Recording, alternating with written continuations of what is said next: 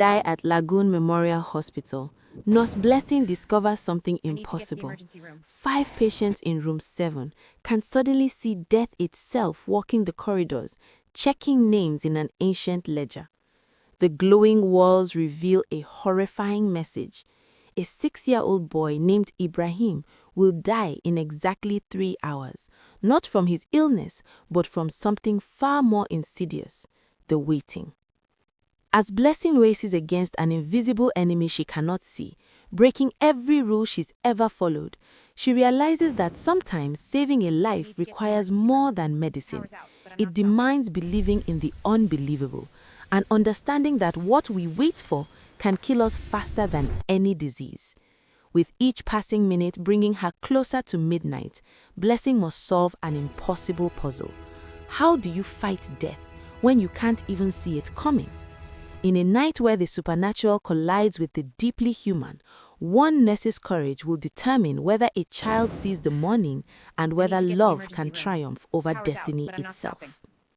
The generators at Lagoon Memorial Hospital died at exactly 9:47 p.m., plunging the entire building into darkness.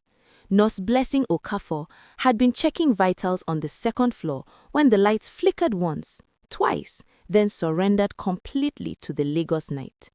She heard the collective gasp of patients and staff, followed by the worried murmurs that always accompanied a power outage. This wasn't unusual in Lagos, but the backup generators should have kicked in immediately. Through the windows, she could see that the surrounding neighborhood still had power. The problem was isolated to the hospital alone. Blessing fumbled for her phone, using its flashlight to navigate the hallway. The emergency lighting system should have activated, but nothing worked. She needed to check on the patients in the critical care wing, particularly the children. As she made her way down the corridor, she noticed something strange. A faint blue glow emanated from behind the door of room 7, the overflow waiting room that had been pressed into service due to the recent surge of patients. The room shouldn't have any power source of its own. Against her better judgment, curiosity pulled her toward that ethereal light, her heart beating faster with each step closer to the door. Blessing pushed open the door to room 7, and the sight before her made her breath catch. The blue glow came from the walls themselves, which pulsed with a soft, bioluminescent light. Inside, 5 patients sat on benches along the walls, their eyes wide with confusion and fear. Old Mr. Adeyemi, a stroke patient awaiting transfer. Young Chinwe, barely 20, recovering from malaria. The Taiwo twins, teenagers who'd been in a motorcycle accident. And Mrs. Okoro, who'd come in with severe hypertension. Nurse Blessing, what's happening? Chinwe's voice trembled as she clutched her thin hospital gown. The walls, they started glowing when the power went out. Blessing wanted to tell them it was some kind of chemical reaction, a malfunction in the hospital systems, but the explanation died on her lips when she saw the writing. Letters were forming on the western wall, as if written by an invisible hand. They appeared in Yoruba, then shifted to Igbo, then Hausa, cycling through languages as if searching for the right audience. Finally, they settled into English. 3 hours. The child. Room 304. Death walks the halls tonight. Blessing felt ice water flood her veins. Room 304 was in the pediatric ward. She tried to rationalize what she was seeing. Hallucination from stress? A prank? Anything but what her instinct screamed it might be. But then Mr. Adeyemi spoke, his voice hoarse and certain. They can see things, nurse. Things that are coming. Mr. Adeyemi pointed to his own eyes with a shaking finger. Since the lights went out, I can see them. Shadows that walk like people, but they are not people. They move through the walls, through the floors. The other patients nodded, their faces pale in the blue glow. Mrs. Okoro had tears streaming down her cheeks. I see my late husband, she whispered. He's standing in the corner shaking his head at me. Blessing followed her gaze but saw nothing except the empty corner and the strange luminescence. She turned back to the group, trying to keep her voice steady and professional. We're all under stress. The power outage, the heat, it can cause... There! Chinwe shrieked, pointing toward the doorway. It just passed by, a shadow, tall and thin, carrying a list. The Taiwo twins clutched each other, and Blessing saw that their eyes were following something she couldn't perceive, tracking movement across the hallway outside. "We are not crazy," the brother said. His name was Tunde. His sister, Tenny, nodded vigorously. "We can see death, not guessing. It's walking through this hospital right now, and it's looking for someone." The words on the wall pulsed brighter, as if responding to their testimony. 3 hours. A child in room 304. Blessing checked her phone. 9:52 p.m. If this was real, if any of this was happening, she had until 12:47 a.m. to do something, to save someone. But save them from what? And how could she fight something she couldn't even see? "Tell me exactly what you see," Blessing said, making a decision. Whether this was mass hysteria or something supernatural, these patients believed it was real, and she had a child somewhere in this hospital who might be in danger. She needed information. Tunde closed his eyes and opened them again, focusing on something beyond the room. The shadow moved past our door, going left, towards the elevator shaft. It's very tall, taller than any person, and it wears something like a cloak made of night. "It carries a ledger," Mr. Adeyemi added, his stroke-affected speech slurring slightly. "Old leather, like the record books my father kept in his shop. Every few minutes, it opens the book and checks something, then moves on." Blessing felt her skepticism warring with the evidence of her senses. The glowing walls were real. The writing was real. The absolute certainty in these 5 people's voices was real. "Has it gone into any rooms?" she asked. Mrs. Okoro nodded slowly. "Room 215. It went in there about 10 minutes ago, before you arrived. It stood at the foot of a bed for a long time." Blessing's blood ran cold. Room 215 was old Mr. Hassan, a 78-year-old diabetic patient. She checked on him just before the power went out. He'd been stable, recovering well. "Stay here," she commanded, already moving towards the door. "Don't leave this room." She ran down the hallway, her phone's flashlight cutting through the darkness, until she reached room 215. Inside, she could hear the sound of the manual respirator being pumped by hand, the night orderly keeping Mr. Hassan breathing. But when she entered and checked his pulse, she found nothing. He had died sometime in the last 10 minutes. Blessing stood frozen in room 215, her fingers still pressed against Mr. Hassan's cooling wrist. The orderly, a young man named Emeka, looked up at her with devastated eyes. "I was doing everything right, nurse. I don't understand. He just stopped." She wanted to tell him it wasn't his fault, but her mind was reeling. The patients in room 7 had seen death enter this room. They had seen it before it happened. She stumbled back into the hallway, her professional composure cracking. If they could see death, if they had truly witnessed it visiting Mr. Hassan, then the name on the wall, the child in room 304, was in genuine danger. She had to believe the impossible now, because the impossible had just proven itself true. Blessing ran back to room 7, bursting through the door. "Mr. Hassan in 215 just died. You saw it happen before it did." The 5 patients looked at her with a mixture of relief and sorrow. Relief that she believed them, sorrow for the confirmation. "We're sorry," Chinwe said softly. "We tried to tell you faster." No, you did fine," Blessing said, her mind racing through protocols that didn't exist for this situation. "I need you to watch. Tell me everywhere this thing goes. We have to track it, understand its pattern, and we have to figure out who's in room 304 before it gets there." She checked her phone again. 10:03 p.m., 2 hours and 44 minutes. The walls pulsed with that eerie blue light, and as Blessing watched, new words began to form beneath the first message.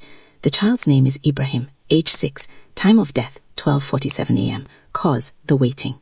Blessing's hands shook as she pulled up the patient registry on her phone. The hospital's main computer system was down with the power, but she'd downloaded the daily admission list earlier.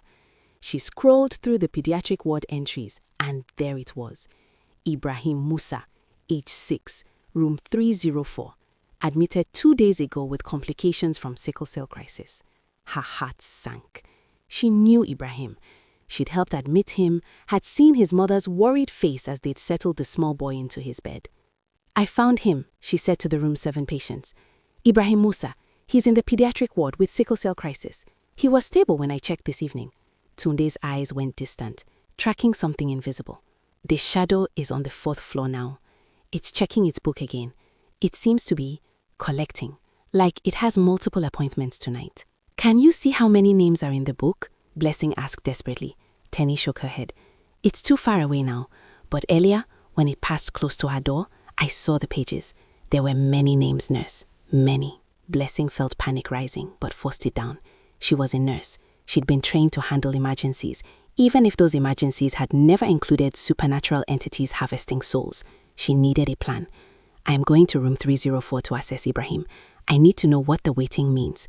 Mrs. Okoro, you mentioned seeing your late husband. Can you communicate with him? The older woman looked startled by the question, then thoughtful. She turned toward the corner where she'd said her husband stood. Bayodun, if you can hear me, we need help. This nurse needs to know how to save a child. Mrs. Okoro sat very still, her eyes fixed on the empty corner of room 7. The blue light flickered and pulsed around her, casting strange shadows across her face. Blessing watched, barely breathing, as the older woman's expression changed from concentration to surprise to understanding. He says the shadow is not death itself, but death's messenger, a harvester who collects those whose time has come. But that's not helpful, Blessing said, frustration bleeding into her voice. How do I stop it? How do I save Ibrahim? Mrs. Okoro held up a hand for patience, still focused on the unseen presence. He says the harvester can only take those who are meant to die at their appointed time. But sometimes the appointments are made in error. Sometimes there are technicalities. Blessing latched onto that word. Technicalities? What does that mean? The child is supposed to die from the waiting, Mr. Adeyemi interjected, his voice stronger now, as if the supernatural situation had actually improved his stroke symptoms. Not from his disease, from the waiting itself. That's unusual, isn't it? It was unusual. Blessing's mind raced through the implications. Ibrahim had been stable. His sickle cell crisis was under control, managed with proper hydration and pain medication. The power outage meant the IV pumps weren't working, but the fluids could be administered manually, unless the medication, she breathed. His pain medication is in the automated dispensary. With the power out, we can't access it. And his rescue medication, the one he needs if he goes into another crisis, it's refrigerated. The words on the wall shimmered and rearranged themselves. He waits for medicine that doesn't come. He waits for help that doesn't arrive. The waiting kills him at 12:47 a.m. Blessing checked her phone, 10:19 p.m. She had 2 hours and 28 minutes to ensure Ibrahim didn't die from waiting for treatment she couldn't provide through normal means. Blessing burst out of room 7 with new purpose. If the power outage prevented her from accessing the medication Ibrahim needed, she'd have to get creative. The hospital had manual override procedures for emergencies, but they required authorization from the senior physician on duty. She ran down the darkened hallway, her phone flashlight bouncing off the walls, and nearly collided with Dr. Okonkwo, who was making rounds with a battery-powered lantern. Dr. Okonkwo, I need emergency authorization to manually override the pharmaceutical dispensary. Room 304, Ibrahim Musa. He's going to need... The doctor held up a hand. Slow down, Blessing. The boy was stable 2 hours ago. We're managing the crisis situation, but we have to prioritize the critical cases first. Ibrahim can wait until we get auxiliary power to the dispensary. He can't wait, Blessing said urgently. Sir, I have reason to believe he'll go into another crisis if we don't get ahead of it. We need to get his medication now before what? Dr. Okonkwo's eyes narrowed. Blessing, you're one of our best nurses, but I can't authorize breaking into the dispensary based on a feeling. We have protocols. Protocols. Always protocols. And they were good protocols, sensible ones, designed to prevent medication errors and theft. But they hadn't been designed for a situation where death itself was keeping appointments. Blessing made a split-second decision that could end her career. I understand, doctor. I'll continue monitoring the pediatric ward. She watched him nod and move on to check other patients. Then she turned and headed for the pharmaceutical storage room. She knew where the manual override key was kept, in the administrator's office, in an emergency lockbox. She'd helped inventory supplies enough times to know the combination. She was going to break every rule she'd ever followed, and she was going to do it to save a 6-year-old boy from an impossible death. The administrator's office was on the 3rd floor, and every shadow in the stairwell seemed to reach for Blessing as she climbed. She kept remembering what the Room 7 patients had said. Death's messenger walking through walls, checking its ledger, keeping its appointments. Was it watching her now? Could it see her desperate plan to cheat it out of one small soul? The lockbox combination was burned into her memory from the last emergency drill, 4723. Her fingers fumbled with the dial in the darkness, her phone propped awkwardly on the desk to provide light. The box clicked open and she grabbed the master override key. Now came the hard part. The pharmaceutical storage room was monitored by cameras, but with the power out, they wouldn't be recording. Still, there would be logs, documentation, evidence of what she'd done. As she made her way back down to the pharmacy level, she passed a window and froze. In the reflection of the glass, backlit by the city lights outside, she saw something impossible. A tall, thin shadow stood at the end of the hallway behind her, and it was turning the pages of a book. Blessing spun around, her heart hammering, but the hallway was empty. Just darkness and the distant sound of generators trying to restart. "I see you're in a hurry," a voice said, and Blessing nearly screamed before recognizing Chinwe, the malaria patient from room 7. The young woman shouldn't have been out of bed, but here she was, leaning against the wall for support. "We decided someone should help you. The others are still watching, but I couldn't just sit there." "Did you see it?" Blessing whispered. "The shadow in the hallway." Chinwe nodded slowly. "It's following you, nurse. I think it knows what you're trying to do." Blessing and Chinwe reached the pharmaceutical storage room at 10:47 p.m., 2 hours until Ibrahim's appointed death. Blessing's hands shook as she inserted the override key and turned it. The mechanical lock disengaged with a heavy click, and she pulled open the door. Inside, emergency lighting strips powered by their own batteries cast a pale green glow over rows of medication. "What do you need?" Chinwe asked, already scanning the shelves despite her obvious weakness. "Morphine sulfate for pain management, hydroxyurea for his sickle cell, and the emergency blood thinner in the refrigerated section," Blessing rattled off, moving through the room with practiced efficiency. She grabbed the medications, checking labels twice to ensure she had the right dosages. The refrigerated section was trickier. Without power, it was just an insulated box now, and she had no idea how long the medications inside would remain viable. As she reached for the blood thinner, Chinwe gasped. "It's here, in this room, right behind you." Blessing turned slowly, her arms full of medication vials. She saw nothing but empty air and shadows cast by the emergency lights. "Where exactly?" 3 feet behind you, reaching for the same shelf," Chinwe said, her voice barely a whisper. "It's looking at you, nurse. It's looking, and it's writing something in its book." Blessing felt cold air on the back of her neck, a sensation like breath that wasn't breath. She forced herself to move, to step away from the spot and torch Chinwe. "We need to go, now." They left the storage room, and Blessing carefully locked it behind them, knowing this would hide what she'd done, but unable to leave it unsecured. As they hurried toward the stairwell, Chinwe suddenly grabbed her arm. "Wait, listen." From somewhere above them came the sound of a child crying. Ibrahim's room was on the 3rd floor. It was 10:53 p.m. They had 1 hour and 54 minutes. Blessing and Chinwe rushed up the stairs, the sound of Ibrahim's crying growing louder with each floor. By the time they reached the pediatric ward, the boy's wails had turned to whimpers, punctuated by gasping breaths that Blessing recognized immediately. Pain crisis. The sickle-shaped blood cells were blocking his vessels, starving their organs of oxygen. Ibrahim's mother, Fatima, sat beside his bed in the darkened room, holding her son's hand and singing softly to him in Hausa. She looked up when Blessing entered, relief flooding her face. "Nurse Blessing, thank Allah. He woke up 10 minutes ago in pain. I called for help, but everyone is so busy with the power outage." "I'm here now," Blessing said, quickly assessing the situation. Ibrahim's IV line was still in place, but without the automated pump, it had stopped delivering fluids. His lips were dry, his breathing shallow. She checked her phone. 11:02 p.m., 1 hour and 45 minutes. "I'm going to give him something for the pain," Blessing said, drawing up the morphine with steady hands that belied her racing heart. She administered the medication and adjusted his IV manually, calculating the drip rate in her head. Chinwe leaned against the doorframe, still watching something invisible. "It's in the hallway," she whispered to Blessing, pacing, like it's waiting for its appointment. Fatima looked between them, confused. "Is something wrong?" "Everything's going to be fine," Blessing said with a confidence she didn't feel. She sat down next to Ibrahim, checking his vital signs. His pulse was elevated, his pain levels high despite the medication. Something was wrong, something beyond the sickle cell crisis. "When did he last eat?" she asked Fatima. "Dinner was at 6, but he only ate a little. The power went out before the evening snack round. 6 o'clock, 5 hours ago. The boy needed food to stabilize his blood sugar, especially with the pain medication on board." Blessing realized the cruel irony of the situation. Ibrahim wasn't going to die from his sickle cell disease. He was going to die from the cascade of small failures that the power outage created.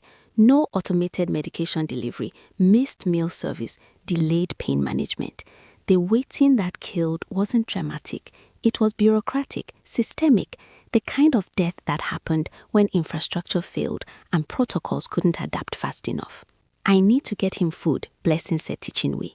"The kitchen is on the 1st floor, but with the power out." "The backup provisions," Chinwe interrupted. "Each floor has an emergency supply closet with juice boxes, crackers, things that don't need refrigeration. I saw them when I was admitted." "Of course. The emergency supplies were exactly for situations like this. Blessing had been so focused on the medications that she'd forgotten the basics. She found the supply closet and returned with apple juice and glucose biscuits. As she helped Ibrahim sip the juice, she watched his condition. The morphine was taking effect and his breathing was easing.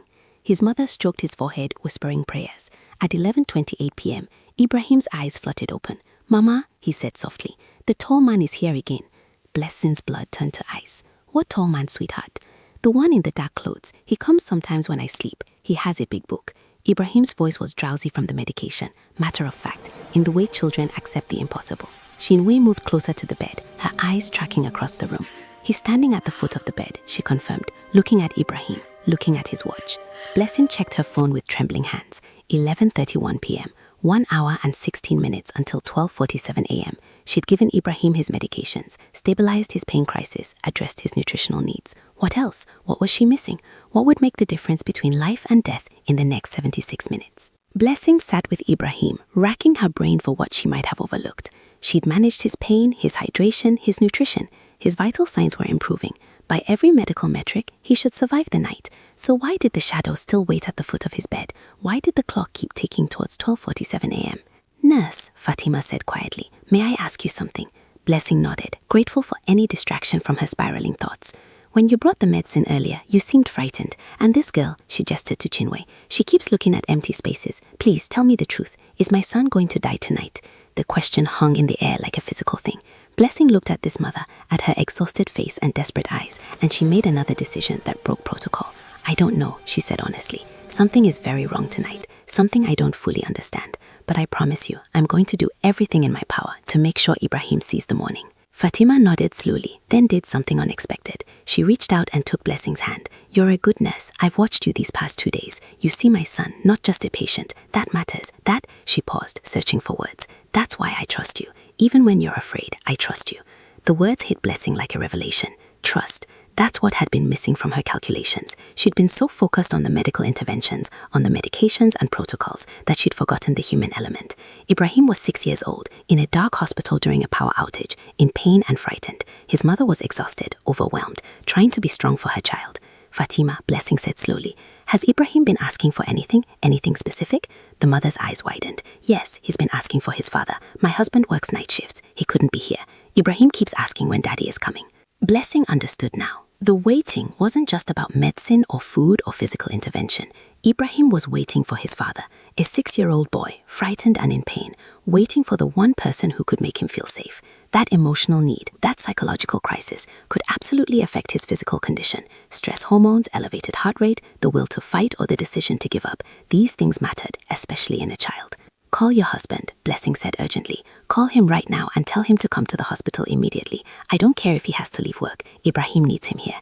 It was 11:52 p.m., 55 minutes left. Fatima pulled out her phone and Blessing saw her face fall. No signal. The cell towers must be affected by whatever caused our power outage. Blessing checked her own phone. No signal. The landlines in the hospital were down with the main power. She looked at Chinwei desperately. "The shadow?" "Still waiting," she whispered, "but it keeps checking its watch, like it's confused that nothing is happening." Blessing made a decision. "Stay with them," she told Chinwei. "I'm going to find a way to contact Ibrahim's father." She ran through the darkened hospital, down to the main reception where the backup radio system was kept. The security guard on duty looked surprised, but helped her power up the emergency CB radio. Within 5 minutes, she had patched through to the taxi company that served the hospital district and convinced a driver to go to the factory where Ibrahim's father worked. "Tell him his son needs him. Tell him it's life or death. I'll pay double the fare." At 12:23 a.m., Blessing was back in room 304, holding Ibrahim's small hand. The boy was dozing fitfully, his mother singing to him. Chinwei stood sentinel by the window, watching the shadow that Blessing couldn't see. "It's getting agitated," she reported. "It keeps looking at its book, then at the clock, then at Ibrahim. Something's not going according to plan." At 12:38 a.m., heavy footsteps echoed in the hallway. Ibrahim's father, Musa, burst into the room, his factory uniform still covered in dust, his face desperate with fear. "Ibrahim, Fatima!" The effect was instantaneous. Ibrahim's eyes flew open, and despite his exhaustion, despite the pain, his face lit up with pure joy. "Daddy!" Musa rushed to the bedside and scooped his son into his arms, careful of the IV line, holding him as if he could transfer his own strength into the small body. Blessing watched the monitors, watched Ibrahim's vital signs. His heart rate steadied, his breathing deepened, The tension left his small frame as he burrowed into his father's embrace. "You came," Ibrahim whispered. "I was waiting, but you came." "I'll always come," Musa said fiercely. "Always, my son." Chinwe gasped, her eyes going wide. "The shadow, it's closing the book. It looks confused, angry almost." Blessing checks her phone. 12:44 a.m., 3 minutes until the appointed time. The seconds crawled by like hours. Blessing kept her hand on Ibrahim's wrist, feeling his pulse beat strong and steady.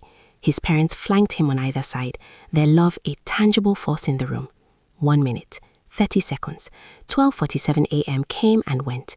Ibrahim slept peacefully in his father's arms, his breathing deep and even, his crisis genuinely averted. At 12:48 a.m., Chinwe's knees buckled and Blessing caught her. "It's gone," the young woman said weakly. "The shadow, it left." It looked at Ibrahim one more time, crossed something out in its book, and just walked through the wall. In room 7, the blue glow began to fade from the walls. By 12:50 a.m., it was gone completely. The message about Ibrahim had disappeared. And at 12:51 a.m., the generators roared to life and the hospital's light blazed back on. Blessing stood in the sudden brightness, exhausted and triumphant.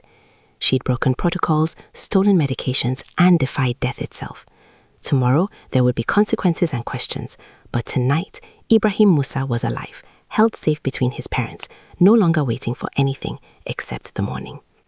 Dr. Okonkwo found her an hour later, doing her regular rounds as if nothing extraordinary had happened.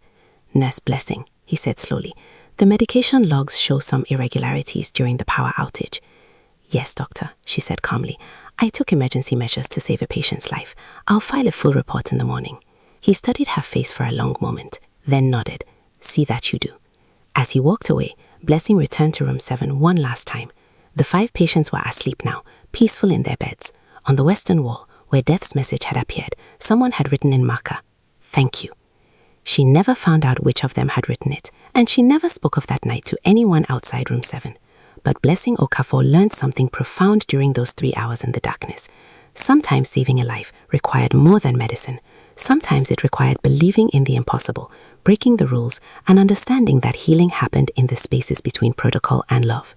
Sometimes the best medicine was making sure no one had to wait alone. Moral lesson. The waiting room teaches us that true healing encompasses more than clinical intervention. It requires seeing the whole person, not just the patient.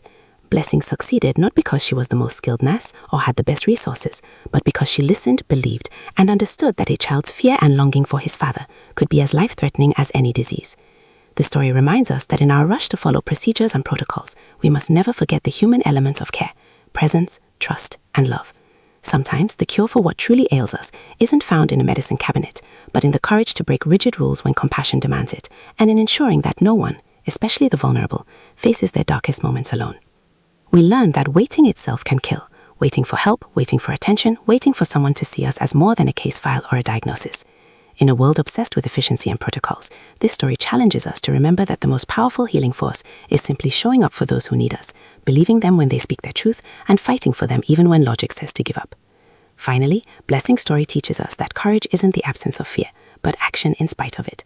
When faced with impossible choices, our humanity demands that we choose compassion over convenience, belief over skepticism, and presence over protocol. For in the end, what matters most is not that we followed every rule perfectly, but that we answered when someone called for help in their hour of greatest need.